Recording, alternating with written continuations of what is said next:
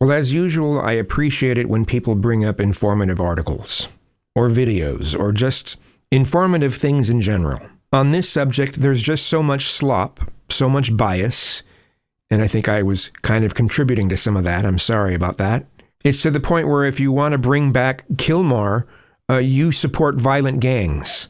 And if you want to send him to prison without sufficient proof, you lack morals. Well, either way, it's wrong to send someone to concentration camps without sufficient proof, out of hearsay. I've been at a loss in trying to find articles showing that Kilmar really was in MS-13.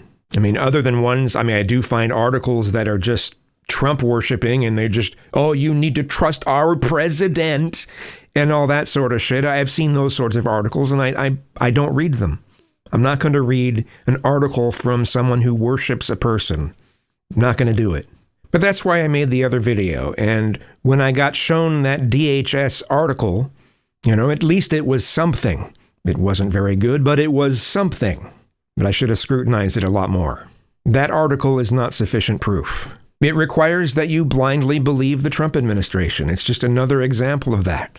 There were no sources, nothing, just hearsay. And I'm sorry I took it so seriously at first. Maybe I should have a little more impulse control, right? Well, at least I'm having conversations, I might have been wrong, but I'm okay with being wrong as long as I've learned something from it. So I just want to inject here real quick. He was not charged or convicted of any crimes. Not in the United States, not in El Salvador. None.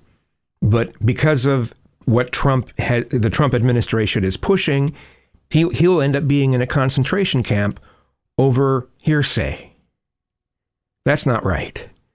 And people shouldn't go to concentration camps just because they were in a gang. Just being in a gang doesn't make you really guilty of anything. People who tried to link him to the Western clique were wronged simply because he was never in Long Island. None of the evidence against him seems to really add up. It really doesn't. Just look around. Thankfully, I was brought to an article from Lawfare Media. I'll leave a link to it in the description bar, which really gave a detailed description of the situation. Now, I'm not going to take it as absolute, but it does make Trump's official position seem quite wrong. Kilmar's family was having a lot of problems with Barrio 18, which is another violent gang that rivals MS-13. First, the gang extorted the family for money, which they complied with. Then they wanted people in the family to join, but the family refused, and people from the family eventually made their way to the United States. Yes, they came in illegally, but getting away from violent gangs was worth it.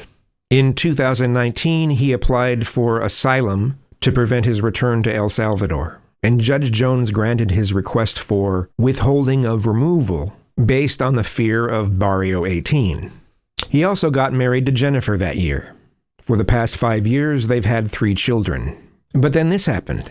So let me state clearly, a Chicago Bulls hat and a hoodie are not an indicator of someone being in a gang. His tattoos on his knuckles were not proven to be gang-related either. You just have Trump's hearsay. The Trump administration's hearsay. Which I'm just supposed to believe because it's Trump. Trump, look, Mr. Truth Teller Trump.